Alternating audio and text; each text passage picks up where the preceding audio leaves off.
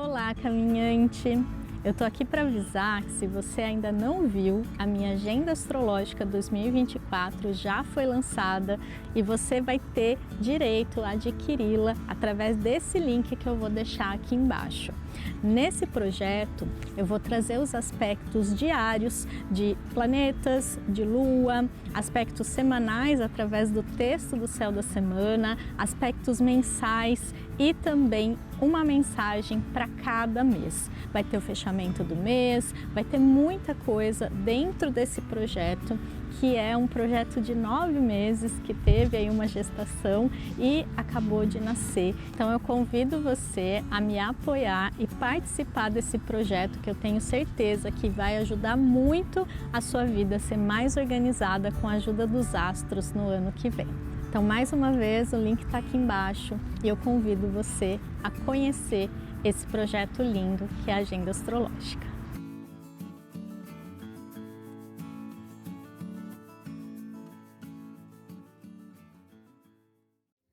Olá, caminhante! Tudo bem com você?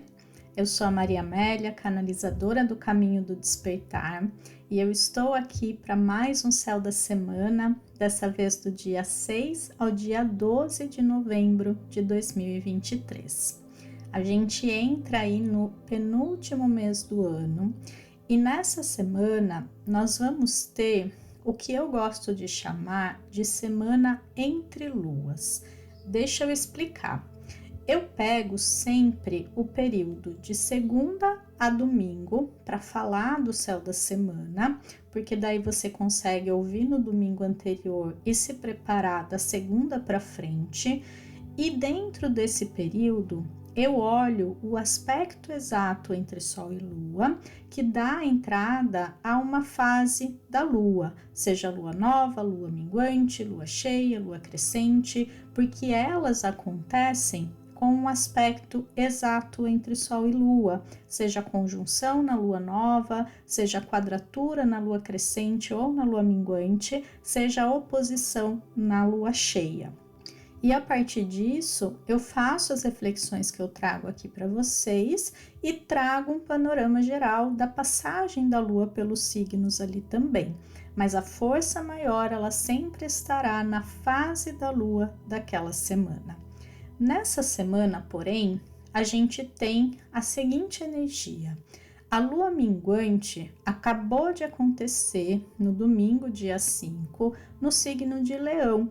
E no céu da semana passada, eu falei bastante sobre essa energia. Eu fiz uma reflexão bastante profunda sobre as questões do nosso ego, da nossa identidade, da nossa identificação, na verdade, com as máscaras do ego e o quanto a gente precisa deixar isso simplesmente se dissolver, simplesmente sair da nossa vida para que a gente possa acessar a nossa verdadeira essência e viver uma vida mais alinhada com ela, ou seja, uma vida sem conflitos, uma vida cheia de abundância e alegria, porque a nossa verdadeira natureza pede isso, ela está alinhada com isso, mas são as nossas máscaras, as nossas questões distorcidas em relação à nossa própria identidade que acabam atraindo situações de conflito, situações desafiadoras. É só você olhar para um ser iluminado. Ele não atrai problemas, não existem problemas na vida dele porque simplesmente não tem cola ali, não tem velcro, como eu gosto de falar, não tem essa identificação, logo não afeta, simplesmente não afeta essas pessoas. Claro que a gente ainda não chegou nesse nível de consciência, mas eu espero que seja sim a sua meta, assim como é a minha, me tornar uma pessoa mais tranquila, mais centrada, que não se deixa afetar tanto pelas coisas externas. Eu acho que esse é o verdadeiro caminho de evolução. Mas aqui então, só resumindo toda a energia do que eu já falei na semana passada. E a gente vai ter a nossa lua nova acontecendo só na segunda-feira, dia 13, no signo de Escorpião. Então, por isso que eu falo que essa é uma semana entre luas. do dia 6 ao dia 12 de novembro, não haverá mudança oficial de fase da Lua. E o que isso representa num sentido mais figurado, né? A representação simbólica de tudo isso. Vai ser uma semana de descanso, vai ser uma semana de respiro, vai ser uma semana para a gente finalizar processos, para a gente descansar mais, para a gente diminuir o ritmo e para a gente não se cobrar. Aqui a gente está com energia majoritariamente minguante ainda, porque a lua minguante acabou de acontecer. Então pode ser sim aquela semana mais arrastada, aquela semana com maior cansaço, que a gente sente mais sono, que a gente sente pouca vontade de fazer as coisas que a gente precisa. Então é importante respeitar o seu momento, respeitar o seu ritmo e não se cobrar para ser essa máquina robótica que a gente acha que é, porque a gente está o tempo todo conectado com um ritmo artificial, que é o ritmo digital, da era digital, do excesso de telas de computadores e da velocidade de processamento que ele tem. O nosso cérebro, ele é sim tão inteligente quanto, ele tem sim um processamento muito perspicaz, só que o ritmo é mais lento, ele precisa de descanso, ele precisa alternar um estado de trabalho focado com um estado de contemplação e a gente não respeita isso. A gente só fica colocando informação, informação, informação o tempo todo e a gente não descansa e não desacelera a mente. O resultado, essa epidemia de ansiedade generalizada, de muitas pessoas sendo diagnosticadas com TDAH, que é justamente o transtorno de déficit de atenção, ou seja, a gente não consegue mais se manter focado num único texto, num único ponto, numa única conversa por mais de 1 minuto. 1 minuto, tenta ficar concentrado ou concentrada em alguma coisa por 1 minuto. Deixa ali um timer rolando, né, um cronômetro e foca num ponto ali. Pode ser pela janela, pode ser qualquer coisa. E tenta ficar 1 minuto, vai parecer uma eternidade. Aqui a gente vê o quanto Einstein tinha razão quando disse que o tempo era relativo. Porque 1 minuto, que se eu entrar no Instagram e falar eu só vou ficar 1 minuto, parece que passa em 1 segundo. Se eu colocar um cronômetro e pensar, eu vou ficar só concentrado aqui nesse ponto, seja numa vista, seja numa ideia, seja qualquer coisa ali, mas eu só posso pensar naquilo. O quanto é desafiador e o quanto esse 1 minuto vai parecer uma eternidade.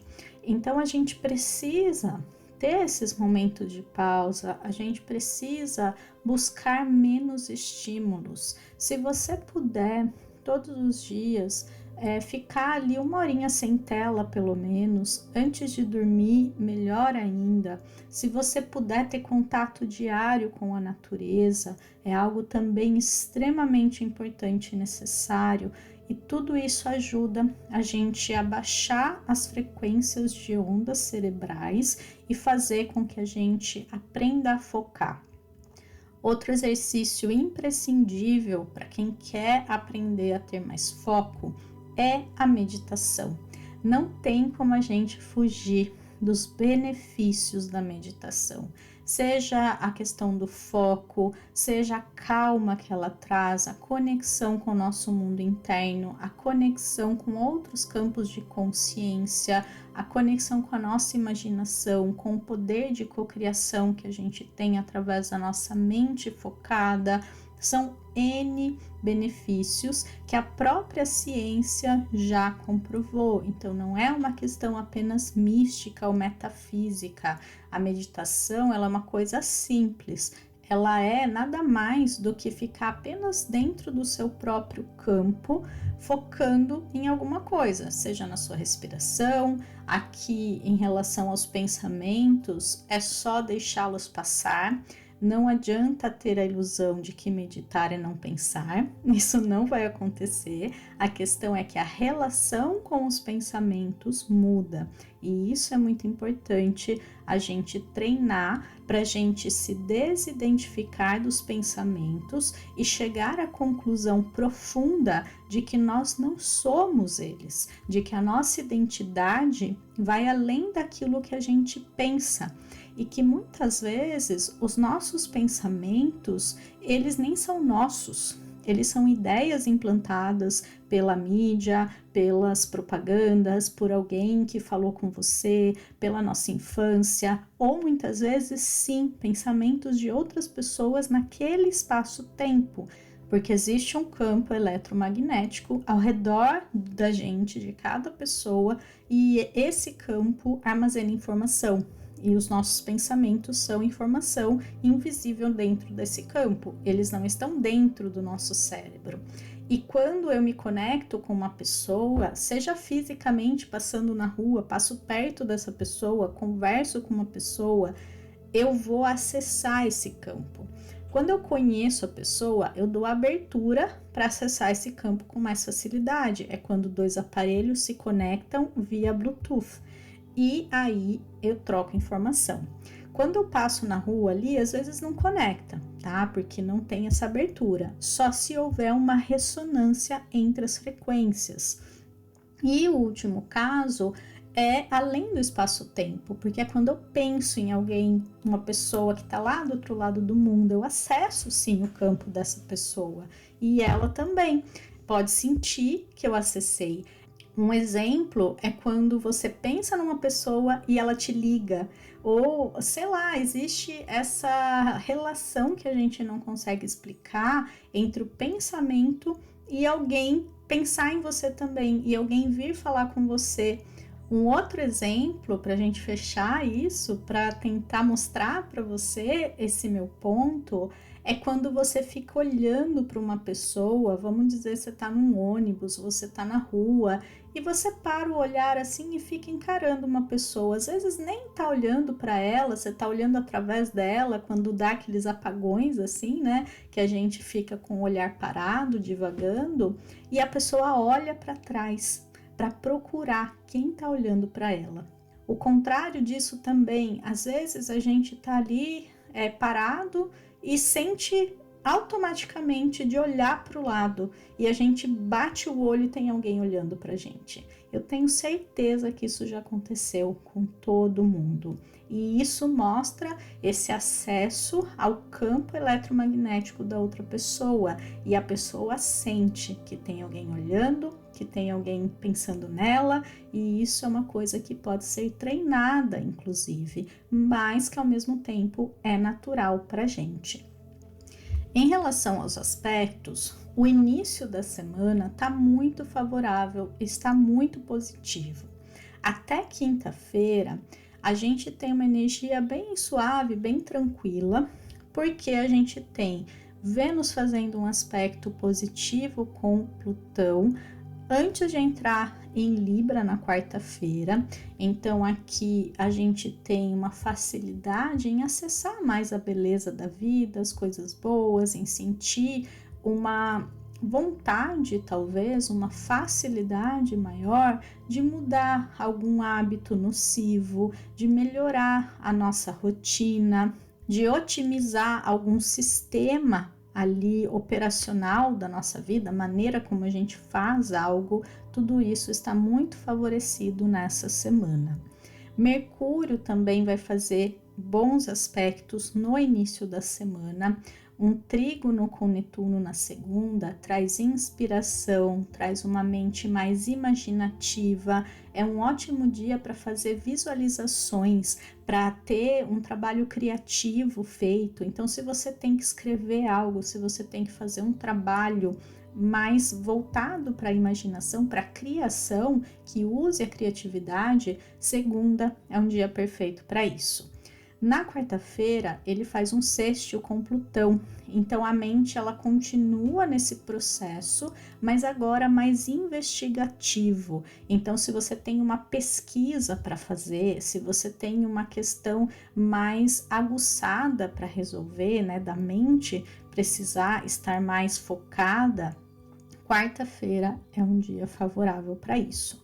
Já na sexta-feira, Mercúrio entra em Sagitário e já faz uma quadratura com Saturno que está em Peixes. Aqui a gente pode ter uma tendência a pensamentos mais restritivos, mais negativos, aqueles pensamentos que tentam duvidar da gente, que tentam nos podar, que tentam dizer que não vai dar certo, que não vai rolar, que não vai acontecer, porque existe muita rigidez, muita autocobrança e muita autodúvida mesmo, duvidar de si, duvidar da vida, das situações, então uma dificuldade de ter uma mente mais otimista.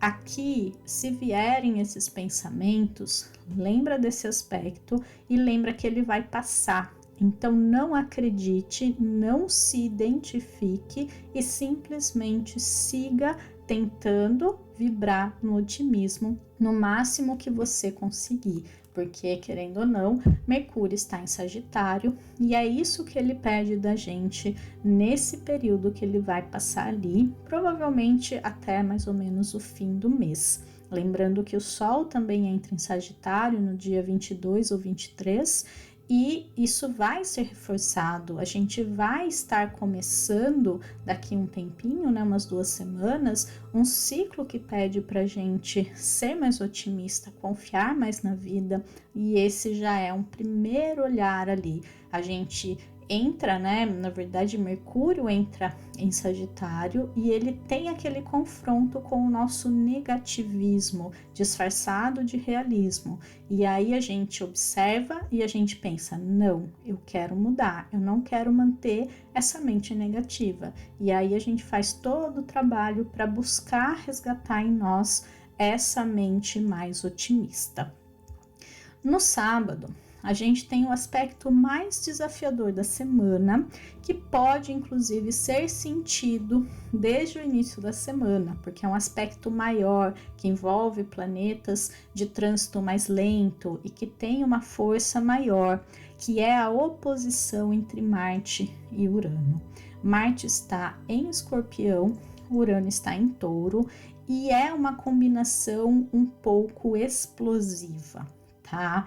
Então, ela traz possibilidades de imprevistos, de acontecimentos mais marcantes, de questões ali que fogem do nosso controle, de uma certa reatividade no sentido de perder a paciência, de ser mais agressivo, de ser mais incisivo, mas também traz uma tendência e uma facilidade a gente cortar o mal pela raiz, a gente soltar mesmo que precisa soltar, se desapegar, ser bastante cirúrgico com as coisas que a gente precisa resolver, sabe? Ao ponto mesmo e cortar de vez e resolver de vez. Então traz uma certa coragem para quem é muito retraído nesse sentido, mas para quem já tem uma certa impulsividade, acelera ainda mais. Então passa do ponto. É como se fosse um excesso ali de impulsividade. Para quem tem pouca,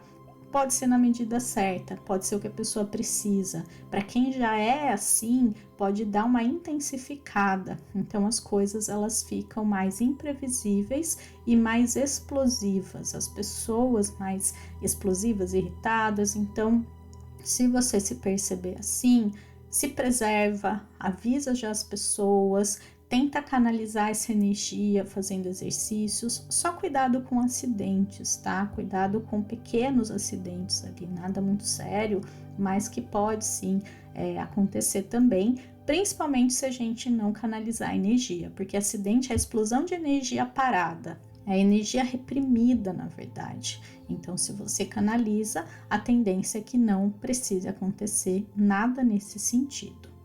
Então agora vamos para as luas da semana para a gente fechar essa reflexão.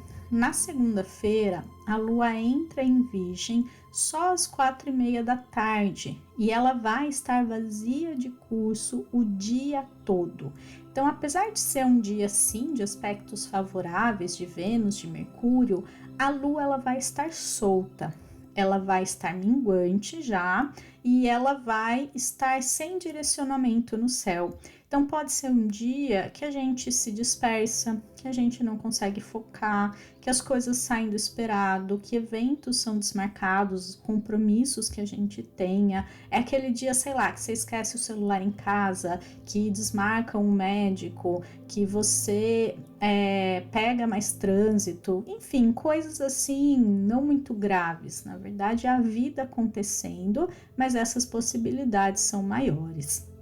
Depois que ela entrar em Virgem, a gente vai ter uma energia mais direcionada para a eficiência, para a resolução concreta das coisas. Então, terça-feira é um dia muito favorável para a gente ser realmente eficiente, produtivo, prático, pragmático, resolver mesmo o que precisa resolver. Foca na terça e na quarta em colocar os compromissos mais importantes, as tarefas que você precisa fazer, porque a energia vai estar muito voltada para essas questões mais materiais.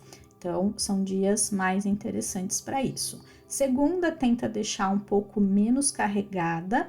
E na terça e na quarta, apesar de ser sim favorável no que eu acabei de falar, tenta não se cobrar, não é para fazer aquela lista infinita, achando que só porque o dia está produtivo, você vai fazer mais do que você dá conta, energeticamente falando.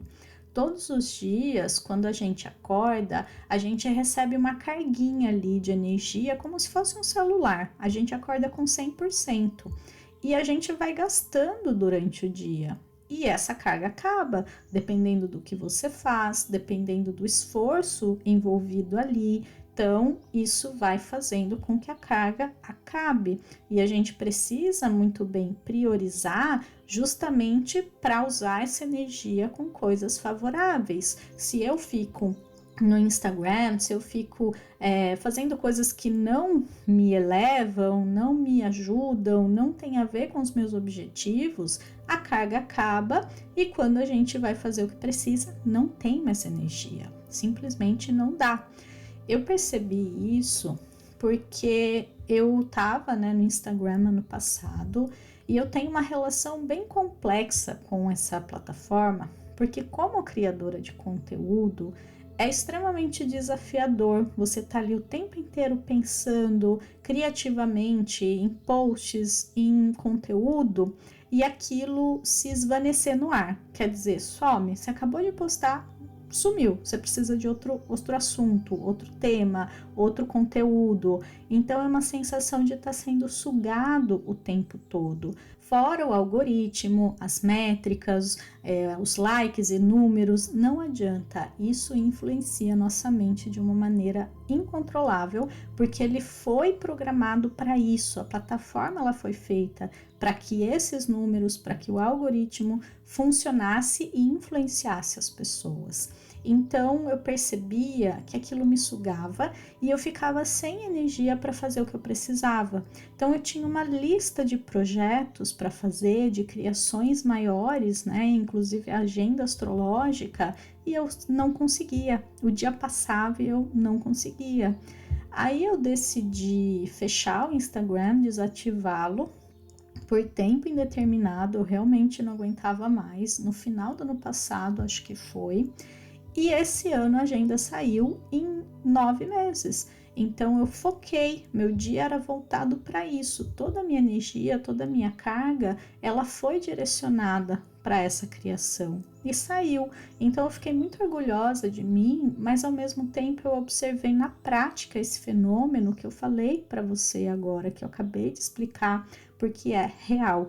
eu percebi que, na verdade, não é que eu procrastinava, porque eu achava que eu era uma procrastinadora nata, mas, na verdade, eu não tinha energia para dar conta de tudo, e eu ficava focando no que não ia me levar para o que eu queria, né, no que não ia me trazer esse resultado de criar algo sólido, algo que não fosse tão efêmero quanto um post, quanto uma publicação lá, e sim algo que as pessoas levassem por mais tempo e principalmente acessassem de maneira analógica, porque eu realmente acho que isso faz toda a diferença na nossa vida. A gente está muito saturado com o excesso de tela, de rapidez, né, desse mundo digital, e eu realmente defendo o analógico, o ritmo mais lento, porque isso faz bem para o nosso cérebro e a gente se torna mais criativo, mais calmo, mais tranquilo, regula o nosso sistema nervoso central.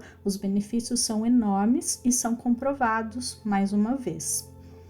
Na quinta-feira, a lua amanhece no signo de Libra e passa sexta-feira o dia todo ali também. Aqui a gente tem já a véspera e a antevéspera desse aspecto de Marte com Urano. Como Libra fala muito das nossas relações e pede muito por diplomacia, equilíbrio e harmonia, eu percebo muito essa polarização pelo oposto. Então, se o céu está pedindo isso, é porque a gente vai ter desafios, a gente vai ter conflitos possíveis ali. Na verdade, é mais forte essa tendência e a gente precisa usar a energia libriana que vai estar no céu para apaziguar os ânimos, para fazer a gente simplesmente não cair nessa armadilha e brigar com todo mundo, para a gente ter mais tato e diplomacia. Então, são 2 dias aí que podem pedir mais paciência da nossa parte, que podem pedir para a gente ser esse mediador de conflitos, para a gente não entrar nessa energia e que a gente pode também estar mais cansado e desgastado por conta desse final da lua minguante acontecendo ali. O final da semana, então a gente já fez muita coisa na semana, o final da lua minguante e esse aspecto de Marte com Urano que pode deixar a gente bastante agitado e ao mesmo tempo desgastado fisicamente, cansado mesmo, precisando desacelerar. No sábado, a lua só entra em Escorpião às 3:30 da tarde, então a maior parte do dia ainda tem essa frequência. Como o aspecto de Marte e Urano acontece oficialmente às 6:10, já com a lua em Escorpião, a gente tem aí um sábado à noite que a gente precisa tomar um pouquinho mais de cuidado, tá?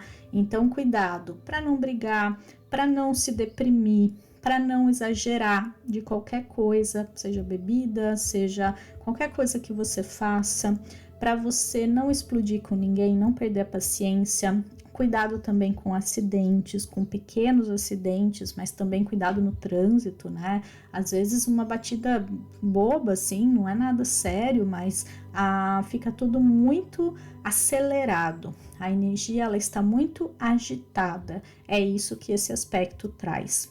E aí no domingo, a lua fica o dia todo no signo de Escorpião e só tem um aspecto acontecendo no céu, que é uma oposição dela com Júpiter. E esse aspecto, ele é muito claro e mostra um dia de preguiça. Domingo é aquele dia que você não precisa nem pode marcar nada. Realmente descanse, fique tranquilo. Pode ser que o corpo sinta, que o corpo esteja mais pesado, que a energia esteja mais intensa, porque a gente está às vésperas da lua nova, aquele último momento de lua minguante. Escorpião é um signo bastante desafiador de lidar emocionalmente, a gente fica mais cansado, a gente fica estranho, as emoções ficam confusas, então é um dia pra gente não se movimentar muito e não querer resolver muita coisa, nem decidir nada definitivo. E aí, na semana que vem, eu falo um pouquinho mais sobre a energia desse novo ciclo que vai começar dia 13, segunda-feira, o dia seguinte aí, com a lua nova nesse mesmo signo de Escorpião, tá bom? Mas isso fica para a semana que vem. Então é isso que eu queria trazer essa semana. Eu desejo que você tenha uma semana incrível, que você consiga aproveitar da melhor forma tudo o que eu trouxe aqui e que possa te favorecer e te ajudar nesse sentido. Eu deixo o convite para você conhecer minha agenda astrológica. Agora já entrando em novembro, eu acho que é o momento perfeito para você começar a pensar, né, em se planejar para 2024. E essa ferramenta eu tenho certeza que vai ajudar muitas pessoas, inclusive você, se você permitir, a criar, viver um ano de 2024 maravilhoso. Se você gostou desse podcast, se fez sentido para você de alguma forma, deixa o seu like para mim, me avalia no Spotify se você está ouvindo por essa plataforma e comenta para mim aqui embaixo o que você precisa soltar nessa semana de lua minguante, o que você precisa desapegar. Coloque esse compromisso comigo aqui embaixo e eu tenho certeza que isso vai te ajudar a solucionar essa questão com mais facilidade. Um beijo enorme e até semana que vem. Tchau, tchau!